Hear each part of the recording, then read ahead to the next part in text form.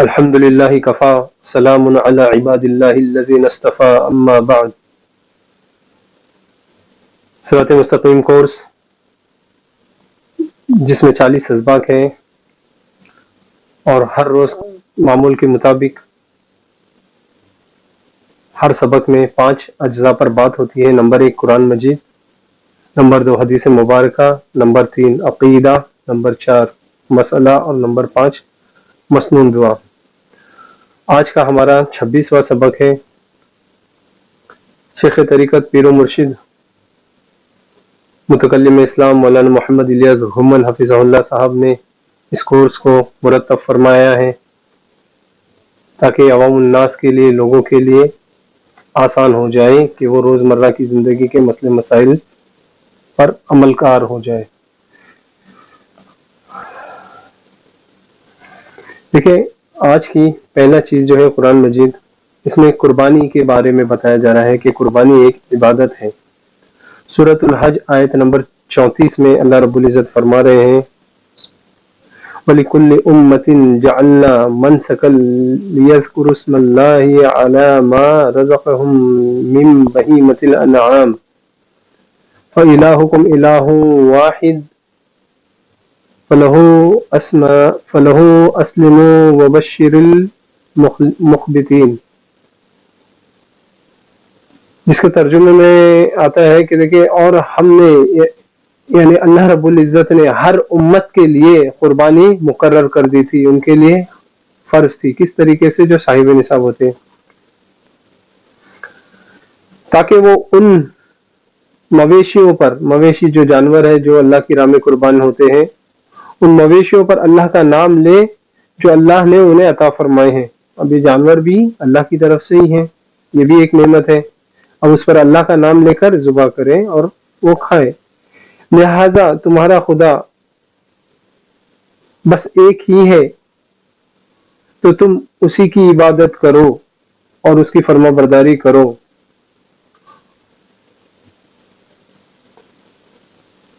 اور آگے ساتھ اللہ رب العزت فرما رہے ہیں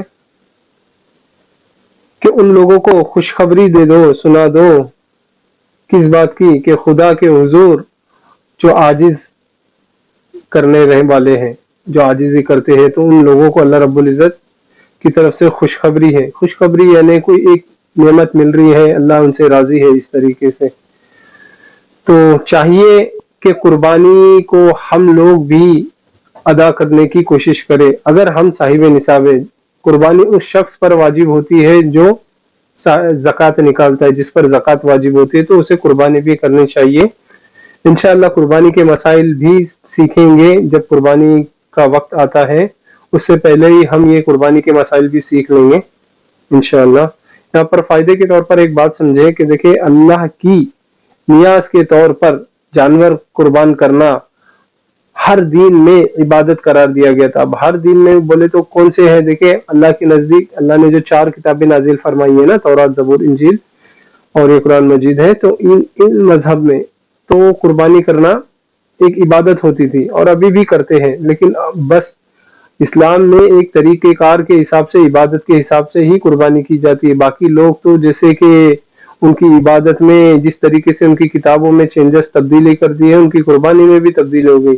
ہمارے نزدیک کس طریقے سے ہے نا کہ 4 نسیں کٹنا چاہیے، گردن پوری صاف نہیں ہونا چاہیے تو جانور حرام ہو جاتا ہے۔ اسی طریقے سے کافی چیزیں ہیں، تو وہ جو طریقہ کار ہے وہ ابھی اسلام میں باقی ہے الحمدللہ۔ اسی لیے ہم حلال گوشت، حرام گوشت میں فرق کرتے ہیں۔ آگے دیکھیں کہ اگر یہ عبادت غیر اللہ کے نام پر کی جائے، جیسے کہ بعض لوگ جیسے مشرک لوگ ہیں تو وہ اپنے بتوں کے نام پر کرتے ہیں۔ پہلے بھی مشرکین مکہ کرتے تھے، اللہ کو بھی مانتے تھے، اور یہ بت کے نام پہ قربانی، وہ بت کے نام پہ قربانی، تو یہ کیا ہو جائے گا؟ پھر یہ شرک ہو جائے گا۔ اور اسی طریقے سے بعض ہمارے مسلمان بھائی بھی کرتے ہیں، جیسے کوئی ولی کے نام پہ جانور ذبح کرنا، تو یہ پھر شرک ہو جاتا ہے۔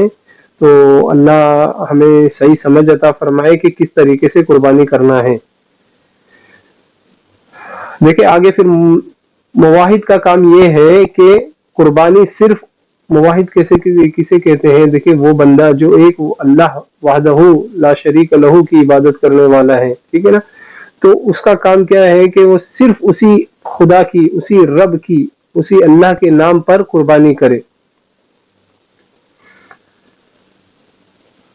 और दीगर जो तमाम शराइ, देखिए एक है शरीयत और दीगर जो शराइ हो गए, दीगर शरीयतें जो थी उन पर भी ये अहकाम लागू होते हैं।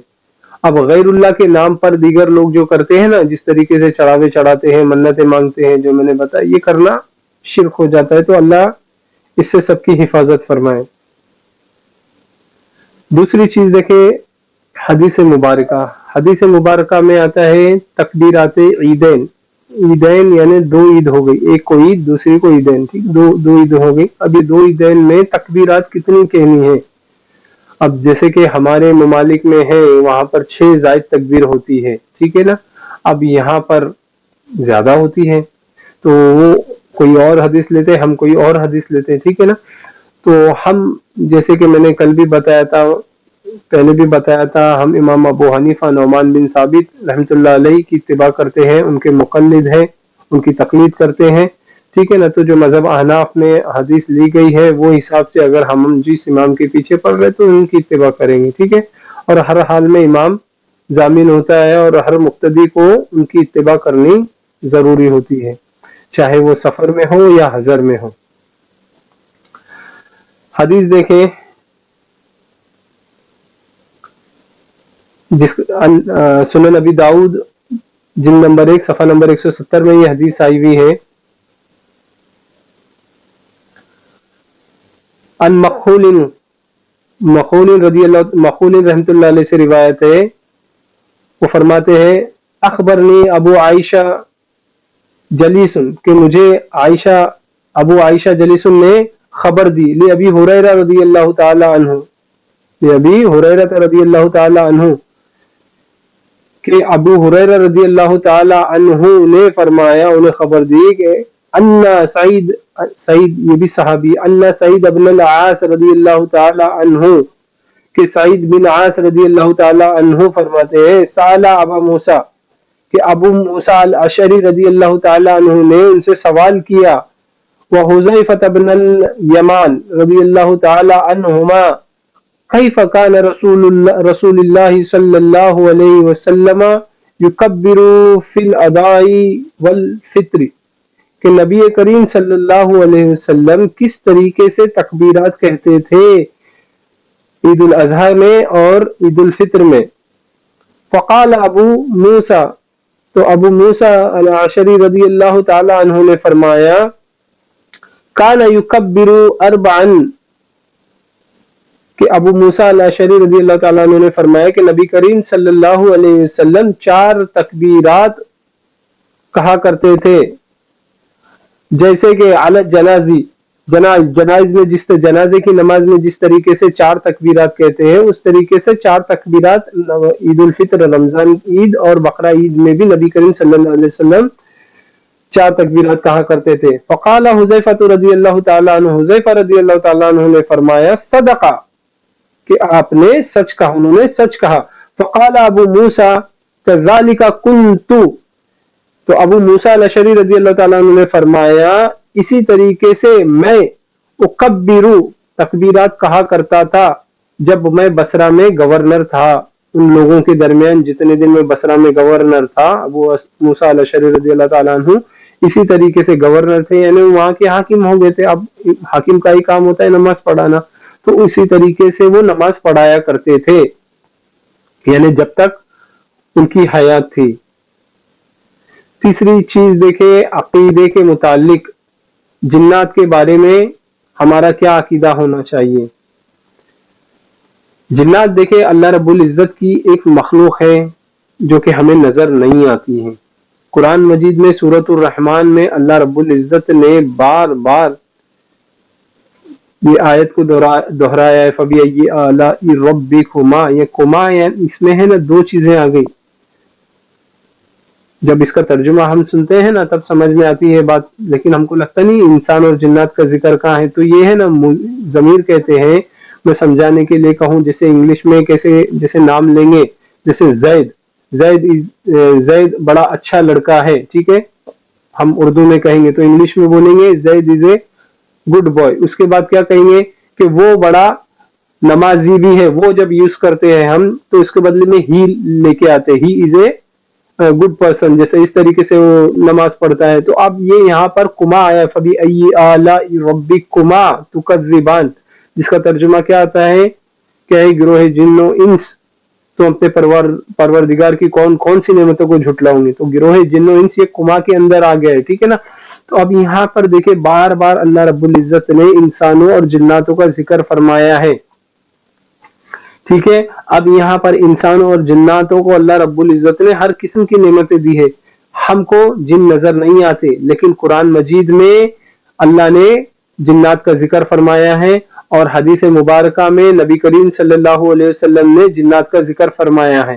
اور یہاں پر ہمارا عقیدہ یہ ہونا چاہیے کہ ہم نے کسی جن کو نہیں دیکھا، بن دیکھے، یعنی بن دیکھے ہم ان پر ایمان لاتے ہیں کہ اللہ نے فرمایا ہے جنات ہے تو جنات ہے. اللہ نبی کریم صلی اللہ علیہ وسلم نے فرمایا جنات ہے تو ہم ایمان لاتے ہیں اس بات پر کہ جنات ہے. قرآن کی ایک آیت ہے جس میں اللہ رب العزت اور فرما رہے وکانا من الجن، جس میں شیطان کا ذکر آ رہا ہے کہ شیطان یہ جو ہے وہ جن میں سے ہے. اگر اس کی تفصیل میں جائیں گے تو اس میں پتہ چلتا ہے یہ جن کا بچہ ہی تھا شیطان ابلیس، جو پھر جب فرشتوں نے اس کو سارے جنات جب زمین پر اللہ رب العزت نے انسان سے پہلے جناتوں کو بھیجے تھے، اور جب جنات زمین پر آئے پھر آپس میں لڑائی جھگڑے کرنے لگے، خون ریزی ہو گئی، تو اللہ رب العزت نے پھر حکم دیا فرشتوں کو کہ ان کو ختم کر دو. تو اب یہ جن کا بچہ شیطان جو ہے، یہ جن کا بچہ تھا، یہ بڑا پیارا تھا، معصوم تھا، تو فرشتوں نے اب یہ بچے کو کیوں مارنا ہے بول کے لے گئے اپنے ساتھ، اور فرشتوں کے ساتھ پلا بڑا، وہیں پر رہا. اب یہ فرشتوں جیسی صفات اس کے اندر آ گئی تھی کہ ہر جگہ جگہ دیکھو اللہ کی عبادت، ہر ایک فرما برداری کرنا. اب جب اللہ نے آدم علیہ السلام کو پیدا کیا، مٹی سے بنایا، تو اللہ نے پہلے فرمایا کہ فرشتوں کو، اے فرشتوں، قرآن مجید میں ہے جس کا میں مفہوم ترجمہ بتا رہا ہوں کہ اللہ فرماتے فرشتوں میں اپنا خلیفہ بنانے جا رہا ہوں. تو فرشتے کیا کہنے لگے کہ یا اللہ ہم تو تیری تعریف کے ساتھ تسبیح بیان کرتے ہیں، اب یہ تو اس کو خلیفہ بنائیں گا، یہ تو دنیا میں جائیں گا، زمین میں خون ریزی کریں گے. کیوں؟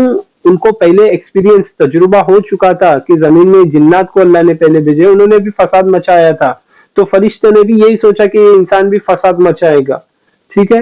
تو دیکھیں اس طریقے سے پھر اللہ رب العزت نے وہاں پر جو تذکرہ کیا تھا انسان کا، تو انسان کی ذات پوری سمجھ میں آ رہی ہے، دکھ رہی ہے، لیکن جو فرشتوں کے دماغ میں تھا وہ جناتوں کا تذکرہ تھا، یاد تھا، باقی تھا، اسی لیے انہوں نے اس طریقے کی بات کی تھی. تو یہ اس کی سورہ بقرہ میں کافی تفصیل ہے، میں تفصیل میں نہیں جاتا ہوں.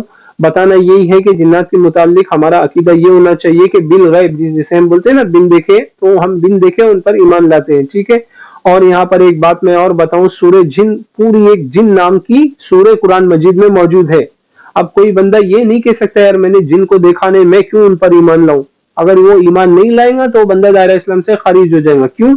کیونکہ قرآن کی آیت کا انکار ہوتا ہے، حدیث مبارکہ کا انکار ہوتا ہے، ٹھیک ہے نا. دوسری بات کہ دیکھیں نبی کریم صلی اللہ علیہ وسلم، حدیث کا مفہوم بتا رہا ہوں میں، کہ جب طائف کے میدان میں گئے تھے، وہاں پر وہاں پر 3 بڑے سرداروں کو دعوت دینے کے لیے کہ اگر وہ ایمان لاتے ہیں تو ان کا قبیلہ سارا ایمان لائے گا تو کافی مسلمان کی تعداد بڑھ جائیں گی. لیکن انہوں نے نعوذ باللہ من ذالک نبی کریم صلی اللہ علیہ وسلم کے ساتھ زیادتی کی، ظلم کیا انہوں نے. تو واپسی کے موقع پر جناتوں نے نبی کریم صلی اللہ علیہ وسلم کی جب نماز پڑھا رہے تھے تو انہوں نے آپ کی قرات سنی اور انہوں نے ایمان لایا. پھر ان کے ایک ایمان لانے سے دوسرے تیسرے ایسے جوک در جوک، یعنی فوج در فوج، گروپ کے گروپ جنات ایمان لانے لگے، ٹھیک ہے. یہ مکہ کا واقعہ ہے. اور آپ کو ایک نقطے کی بات اور بتاؤں، نبی کریم صلی اللہ علیہ وسلم کے جو مبلغ، تبلیغ کرنے والے تھے، تو وہ جنات بھی تھے. جنات بھی جا کے دعوت دیتے تھے. لوگوں کو سنائی میں آ رہی ہے آواز لیکن نظر نہیں آ رہے ہیں، تو جن نے دعوت بھی دی ہے، تبلیغ کا کام بھی کیا ہے. تو یہ دیکھیں ہمارے لیکن کیا ہے نا، نظر سے دور ہے، ٹھیک ہے. اب اسی لیے دیکھیں ہم دعا بھی پڑھتے ہیں نا جنوں کے بارے میں کہ اللہ ہمیں جنات سے بچائے. جنات میں بھی نیک جن ہوتے ہیں، برے جن ہوتے ہیں. नेक जिन कहाँ होते हैं? देखिए दूसरी हदीस पाक का मफहूम बताऊं मैं कि हड्डी जो होती है, हड्डी वो उनकी जिन्नातों की खुराक है, नेक जिन्नातों की, ठीक है ना, वो ये खाते हैं। और बुरे जिन्नात जो है उनको नबी करीम सल्लल्लाहु अलैहि वसल्लम ने उन्हें दूर भगा दिया। उन्होंने कहा है कि इंसानों के दरमियान नहीं, बल्कि तुम पहाड़ों में, जंगलों में, वादियों में चले जाना, उन्हें वहां भेज दिया गया। इसीलिए देखिए कि अगर कोई शख्स वहां जाता है तो उसको जिन पकड़ लेते हैं गंदे, है ना। तो अल्लाह हम सबकी हिफाजत फरमाए। बस बताना यही है कि जिन्नात भी होते हैं, उन पर हमारा अकीदा होना चाहिए, ठीक है। अब नंबर 4 देखिए, मसला, फिकी मसला, ठीक है ना। अब कल हमने पढ़ा था कि मैयत को गुस्ल किस तरीके से देना है, ठीक है। अब हम आज के दर्स में देखेंगे कि मैयत की तकफीन किस तरीके से की जाएगी। तो मर्द और औरत के कुछ मुख्तलिफ तरीके होते हैं, तो आज सिर्फ मर्द के देखेंगे हम इंशाअल्लाह, ठीक है ना। मर्द की तकफीन के मसाइल क्या है? तो देखिए, मर्द के कफन में मसनून कपड़े कितने होने चाहिए? 3 कपड़े होने चाहिए, जिसे एक को हम इजार कहते हैं, ठीक है।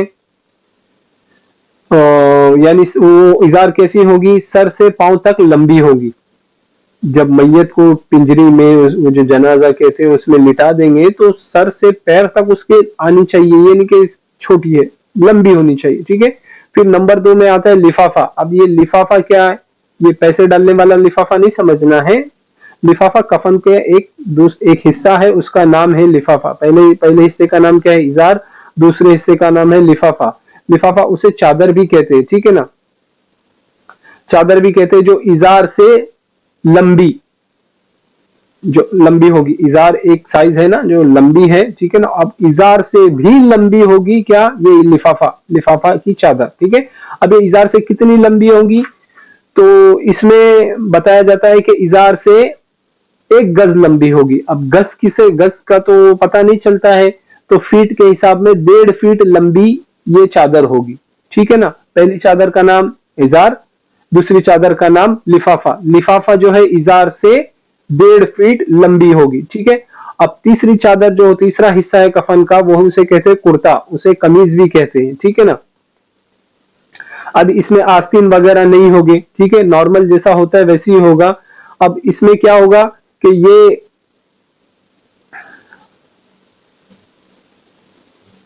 गर्दन से लेकर पांव तक होगी, ठीक है, गर्दन से लेकर पांव तक होगी, क्योंकि कमीज अक्सर देखे हम गर्दन के हिसाब से ही लगाते हैं ना, तो गर्दन से लेकर नीचे पांव तक होगी, बस ये इसका साइज होगा। ये दोनों की मिकदार छोटी होगी।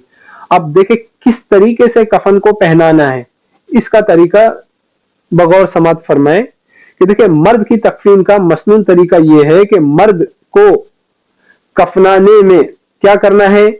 चारपाई पर पहले लिफाफा बिछाएंगे। लिफाफा जो नंबर 2 की मैंने बताया था, इजार से लंबी चादर होती है 1.5 फीट, ठीक है ना। तो सबसे पहले, जब मैं और कुछ पहले की बात बता दूं, तो देखिए जो पिंजरी वगैरह लाते हैं तो उसको साफ सफाई कर ले, धो ले, ठीक है ना। उसके बाद सुखा ले। अब जब मैयत को फिर गुस्ल वगैरह दे दिए, गुस्ल देने के बाद उसका बदन भी पोंछ देते हैं हम एक तौलिया से, है ना। अब ये सब करने के बाद अब पिंजरी के अंदर, उस जनाजे के अंदर सबसे पहले लिफाफे को बिछाएंगे, ठीक है। बिछाकर फिर उसके ऊपर इजार बिछाएंगे। इजार बिछाकर फिर क्या करेंगे? फिर कुर्ता यानी कमीज जो तीसरी चीज है उसको बिछा देंगे, ठीक है ना। अब बिछाने के बाद किस तरीके से बिछाएंगे? जो कुर्ता है उसका आधा हिस्सा जो है वो फोल्ड कर लेंगे हम। जो गर्दन के साइड आएगा बस उतना हिस्से में जरा सा होल कर देंगे, और बाकी हिस्सा फोल्ड करके सर के पास सिरहाने की तरफ समेट कर रख देंगे इंशाल्लाह, ठीक है ना। अब क्या करेंगे? फिर मैयत को आराम से, ये नहीं एकदम जोर झटके मार के, नहीं, आराम के साथ में, ठीक है ना, गुस्ल के तख्ते से उठाएंगे। उठाकर उसे फिर क्या करेंगे? जो कफन का कपड़ा बिछाया हुआ है उसके ऊपर लेटा देंगे। अब लेटाने के बाद क्या करेंगे? कमीज का जो हिस्सा था, कमीज का हिस्सा उसके गर्दन से, सर से यानी उसके ऊपर डाल देंगे पांव तक, ठीक है। अब ये करने के बाद फिर क्या करना है? अब देखिए, गुस्ल के वक्त उसको तहबंद बांधी थी, है ना, नाभ से नीचे के हिस्से को ढका हुआ था ना, ढक कर गुस्ल करते हैं। तो आप क्या करेंगे? जब कमीज उसके ऊपर बदन पर आ गई है तो बड़े आराम से, आहिस्ता से वो नीचे का जो तहबंद है उसको हटा देंगे। अब उसको हटा के چھوڑ دیں گے. اب اس کے بعد کیا کرنا ہے کہ دیکھیں میت کو پھر میت کا سر کے بال ہے, داڑھی کے بال ہے, اس میں عطر خوشبو وغیرہ لگائیں گے. ٹھیک ہے. اب یہ لگانے کے بعد جن 7 ہڈیوں پر بندہ نماز کی حالت میں سجدہ کرتا ہے, تو سجدے میں جو 7 ہڈیاں ہوتی ہے کون کون سی ہوتی ہے؟ 2 ہاتھ کی ہو گئی, 2 گھٹنے ہو گئے, 2 پاؤں ہو گئی, یہ 6 ہو گئی, اور یہ ناک اور یہ پیشانی ہے نا, یہ 7 ہو گئی ہے. تو یہ 7 ہڈی پر کافور کو مل لیں گے. ٹھیک ہے نا. پھر کافور کو ملنے کے بعد پھر کیا کریں گے؟ پھر یہ جو کفن ہم نے بچھایا ہے نیچے, قمیص تو آ گئی اوپر, اب پھر کیا ہے؟ ازار ہے, پھر لفافہ ہے نا. تو پھر ازار کا حصہ لیں گے. ٹھیک ہے نا. پہلا کون سا حصہ لیں گے؟ پہلے بایاں طرف والا, لیفٹ سائڈ والا ازار والا حصہ لے کر اس کو اس طریقے سے فولڈ کر لیں گے. ٹھیک ہے نا. اب پھر اس کے بعد کیا کریں گے؟ دائنا حصہ اس کے اوپر لیں گے. اس طریقے سے ہونا چاہیے کہ دائیں حصہ اوپر ہونا چاہیے, جیسے ہم نماز میں ہاتھ باندھتے ہیں کہ ہمارا بایاں ہاتھ پہلے ہوتا ہے, جسم پہ لگتا ہے, پھر اس کے اوپر دایاں ہاتھ آتا ہے. تو اسی طریقے سے کفن کا کپڑا بھی پہنایا جائے گا. تو یہ پہلا حصہ ہو گیا, کیا تھا؟ ازار تھا. اب اس کے اوپر پھر لفافہ آ جائے گا. ٹھیک ہے نا. لفافہ بھی اسی طریقے سے آئے گا, پہلے بایاں آ جائے گا, پھر دایاں آ جائے گا. اب یہ اس طریقے سے میت کو پوری طریقے سے ڈھانک لیے. اب ڈھانکنے کے بعد 3 جو ہے کپڑے ہونے چاہیے, کفن کے ٹکڑے, ربین, رسی جیسا. ٹھیک ہے نا. اب اسے کیا کریں گے؟ ایک حصے سے سر کے اوپر ایسا سارا کپڑا جمع کر کے ایک حصہ وہاں باندھ دیے, ایک پیروں تلے باندھ دیے, اور ایک جو ہے بیچ میں باندھے, تاکہ کیا ہے ہوا کے ذریعے یا کسی ہلنے کے ذریعے وہ کفن کھل نہیں جائے اور میت جو ہے ظاہر نہ ہو. ٹھیک ہے نا. اس طریقے سے کفن دیا جائے گا. تو یہ چاہیے کہ ہم سیکھیں تاکہ ہمارے اہل و عیال میں موت کا, جیسے میں نے کل بھی فرمایا, کل نفس ذائقۃ الموت ہے, ہر نفس کو موت کا مزہ چکھنا ہے. تو ہم کسی کا انتظار کیوں کریں؟ ہم خود آگے بڑھے. وہ ماں باپ, ہمارے رشتہ دار جو بھی ہے جنہوں نے ہمیں پالا پوسا بڑا کیا, اگر ہمارے سامنے ان کا انتقال ہوتا ہے تو ہم کوشش کریں کہ ہم ان کی تکفین کریں, ان کو غسل دے. آگے تدفین کے بارے میں بھی آئے گا, تو وہ بھی ہم کو کرنا چاہیے. اور اگر کوئی ایسے لوگ ہیں جو نہیں کر سکتے ہیں, یا ایسی جگہ ہوتی ہے جنگل, جہاں کوئی ایسی جگہ ہوگی, تو پھر کیا کریں گے؟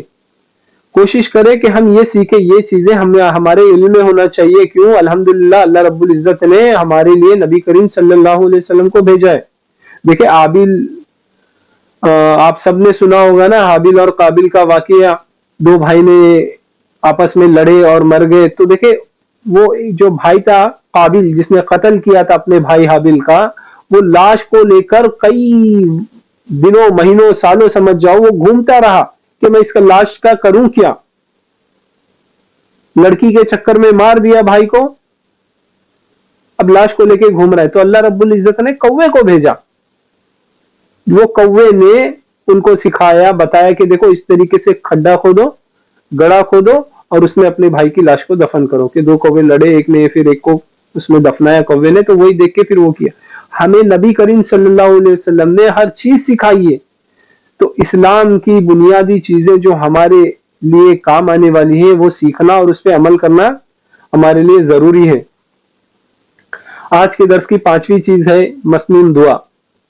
دیکھیں غصے کے وقت ہمیں کیا دعا پڑھنی چاہیے, یا خواب دیکھا ہے, کوئی ایسا برا خواب ہے, تو اس وقت ہمیں کیا دعا پڑھنی چاہیے. سنن ترمذی جلد نمبر 2 صفحہ نمبر 183 میں یہ حدیث ہے جس میں یہ دعا آئی ہے, اعوذ باللہ من الشیطان الرجیم.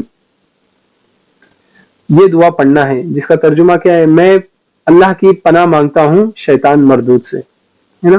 دیکھیں جس طریقے سے اللہ رب العزت نے قرآن مجید کی ابتدا شروعات تلاوت کرنا ہے تو یہ پڑھنا ہے.